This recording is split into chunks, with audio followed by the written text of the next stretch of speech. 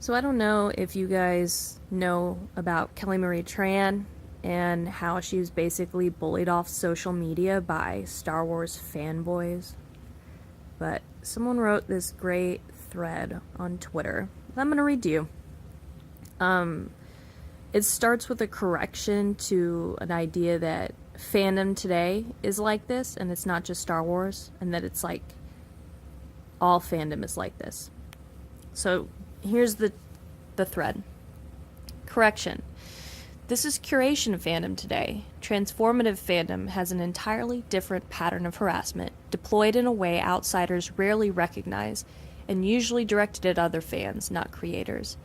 Which type of fandom you're in is heavily gendered. Curation fandom is my own term. Does fan studies academia have a better one? For the kind of fandom where you collect all the tiny details of canon, all the trivia, all the merchandise, all the things established in supplementary materials, etc. Star Wars fandom, with its extended universe and its debates about what contradicts what, has been a good example of curation fandom for a long time. It's the type of fandom Ready Player One portrays. You win by knowing every nuance of the canon and its environment. Sports fandom is another great example of curation fandom, one that's way more culturally valued. You aren't considered odd for collecting baseball cards, knowing player stats, or running a fantasy football team the way you are if you do that stuff for a movie franchise. Transformative fandom is where most, but not all, fanfic comes from. It takes the building blocks canon provides and assembles something new out of them, usually to say something about the canon, about our society, or about the underlying messages the canon contains.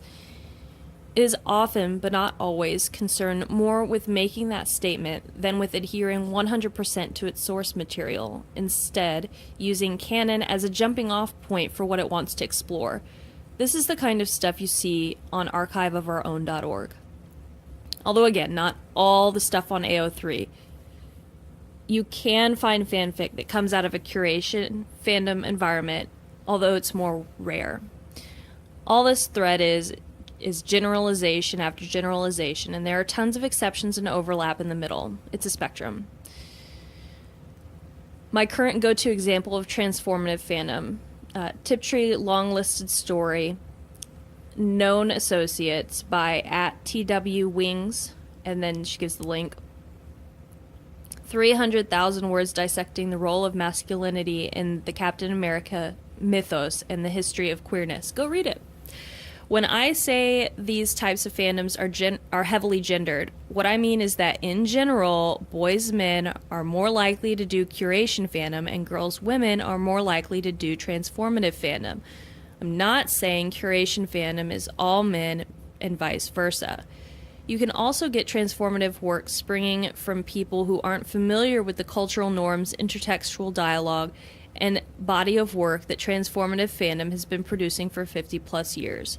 Example, Harry Potter and the Methods of Rationality is transformative work by someone with zero background in transformative fandom. Or many things people point at and say, this is commercially produced fanfic, like West Side Story is to Romeo and Juliet. Going back to the opening RT. This kind of massive and harassment-filled backlash against new bits of canon we're seeing in Star Wars usually comes from curation fandom fans and stems, I think, from dual, mostly unexamined fears. One, that all the work someone's put in to learn the canon will be invalidated, making them, by definitions of curation fandom, a bad fan because they no longer know everything. Two, the transformative fans and their irreverence for and gleeful rearrangement of the source canon will reshape the fandom community around the canon, and the curation fandom fans will lose relevance after the existing fandom community is radically transformed. Add in the gendered disparity in composition of the types of fandom and the fact media in general is progressing over time with more and more nuanced portrayals of white women, people of color of all genders, and queer identities, and you get exactly what we see here. 1. A canon adds new installments, threatening the fans heavily active in the canon's curation fandom and the cultural capital they get in the curation fandom from their knowledge. The new stuff contains more white women, people of color, queer people, because most media does these days. Nota bene, I'm not saying media today has fixed its inclusion problem, just that it's improved a lot. They were starting from awfully far in the hole, so almost any increase in representation looks like improvement, especially if it avoids the worst stereotypes. 2. Curation fans have an emotional reaction to the threat to their cultural capital and lash out. Because they still feel emotional about the canon, they're less likely to target the creators who added the new material and more likely to focus on the new additions. 3. When it's a TV/movie franchise, that means lashing out at the actors. Add societal racism, misogyny, and homophobia, and you get a recipe for exactly the kind of incessant harassment happening here, or to Leslie Jones, etc. When actor/creator harassment comes out of transformative fandom, it's radically different, but that would take a whole nother thread. Remind me to talk about Tin Hats later, and I'll get into it. Most transformative fandom harassment is directed internally at other fans. I want to be very clear. I'm not saying transformative fandom doesn't have a harassment problem and curation fandom does. Transformative fandom has a massive harassment problem. It's just coming from inside the house, and outsiders rarely understand what the fuck is happening.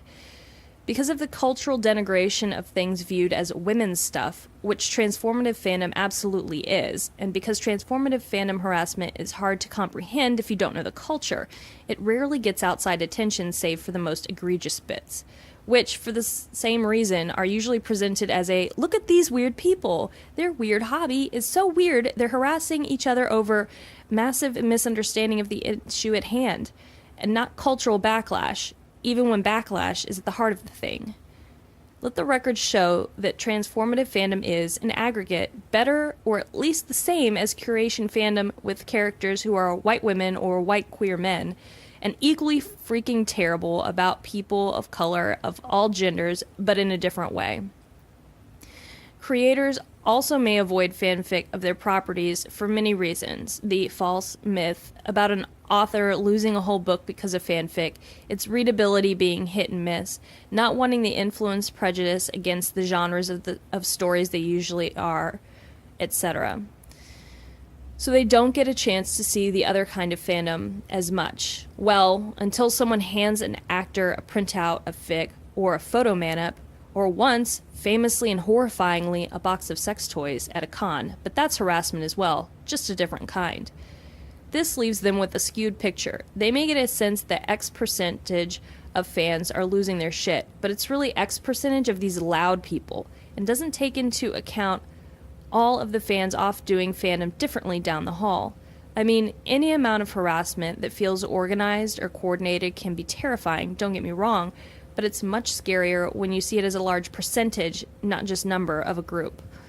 It's not just, I'm getting seriously scary harassment and threats. It becomes, half the people who say they're my fans, half the audience of my art, want me to die. Overwhelming, terrifying, and creatively inhibiting. Which is why we should all make it a point to tell creators when we like something that's getting backlash, but I digress. Again.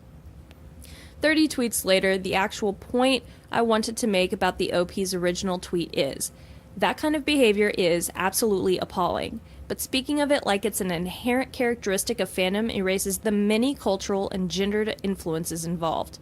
They're the same cultural and gendered influences that underlie many of our worst social and political issues today, and they form the foundation of America's current alt-right/neo-reactionary/neo-fascist outbreaks across the population of white cis male nerds. Knowing about the gender divisions of fandom and how harassment happens in both will help you spot that foundation when you see other shit that was built on it elsewhere, because a lot of other shit has been built on it in the last decade.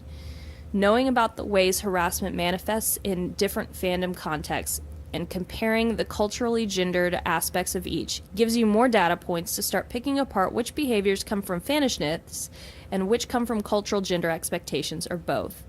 One of these days I'll write that paper on bronies and the way they fuck with all kinds of cultural pressures as manifested in various types of fandom. And in conclusion, don't fucking send actors death threats or printouts of your fic, damn it. You both get a "you're doing fandom wrong" badge for that one. Anyway, I thought that was particularly relevant to our experience here on Shit Larry Say. Have a good day!